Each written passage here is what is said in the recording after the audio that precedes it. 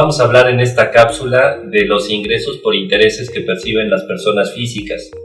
Es un tema ciertamente interesante porque tiene cierto grado de complejidad el poder determinar el impuesto sobre la renta correspondiente.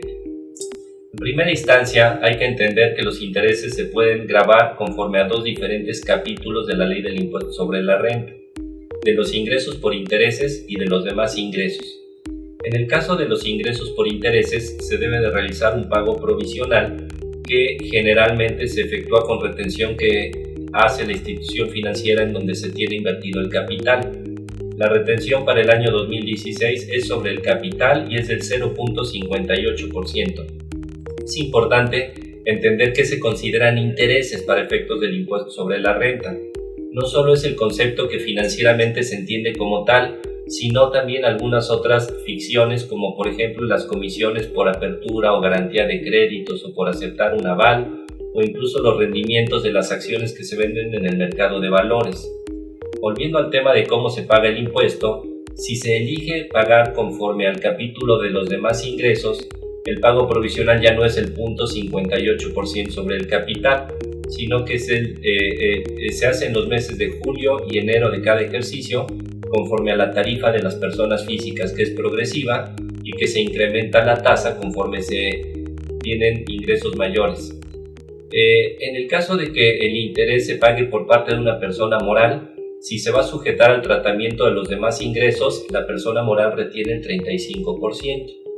Si se va a sujetar al capítulo de los intereses, esta retención solo es del 20% y ya no sobre el capital, pero solamente si se trata de intereses que se derivan de títulos de crédito que no son vendidos en bolsas de valores. Para hacer el pago definitivo, evidentemente en ambas opciones se puede acreditar el impuesto pagado provisionalmente durante el ejercicio, pero si se realiza conforme al capítulo de los ingresos por intereses, lo que se acumula al ingreso es el interés real, no el interés recibido, que se llama interés nominal. El interés real se calcula quitando al interés nominal el ajuste por inflación, que es el efecto que tiene la inflación sobre el capital que genera los intereses. Para calcular este efecto se determina el promedio del saldo diario de la inversión que generan los intereses y eso se multiplica por la inflación del periodo. El resultado es lo que se resta al interés nominal y nos queda el interés que se acumula. Un tema interesante es que este interés acumulable se suma a los demás ingresos de la persona física y se determina el impuesto anual. Si hay retención mensual, pues se resta esta retención del pago definitivo. Si el ajuste por inflación fuera mayor al interés acumulable, al interés nominal, entonces se genera lo que se conoce como una pérdida inflacionaria. Esta pérdida inflacionaria se resta de los ingresos que tiene el contribuyente en el ejercicio pasivos, es decir, cualquier tipo de ingreso excepto salarios, honorarios y actividades empresariales.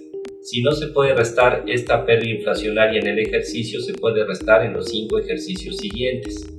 Si se calcula el impuesto sobre la renta anual conforme al capítulo de los demás ingresos, también se determina un ajuste por inflación, pero este ajuste por inflación, en el caso de que el interés provenga de depósitos o de préstamos efectuados a residentes en el extranjero, solamente se calcula tomando en consideración los saldos a final de cada mes de la inversión que generan los intereses y no el promedio diario.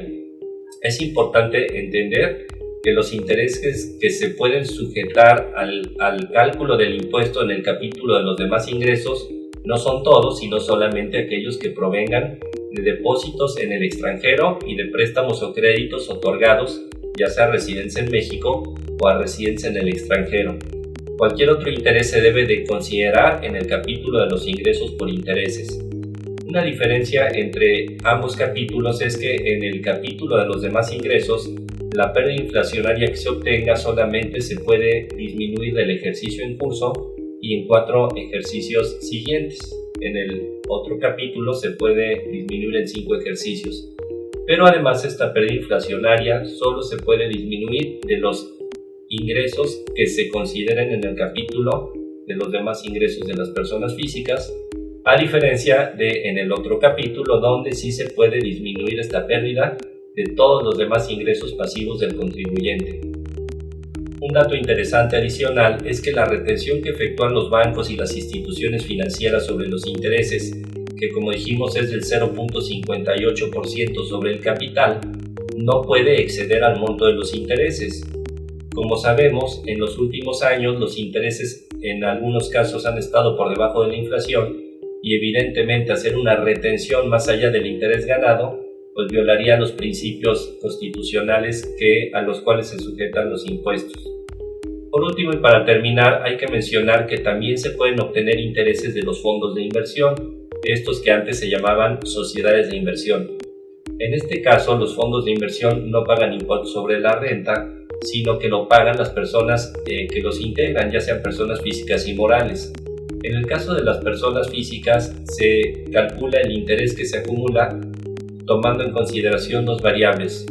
Uno es la utilidad que se tenga al comprar y vender las acciones de los fondos de inversión y otro por la revaluación de los valores de deuda que están dentro de estos fondos de inversión, que en este caso son siempre fondos de inversión de deuda o de renta variable por el componente de activos financieros de deuda que tengan dentro de sí.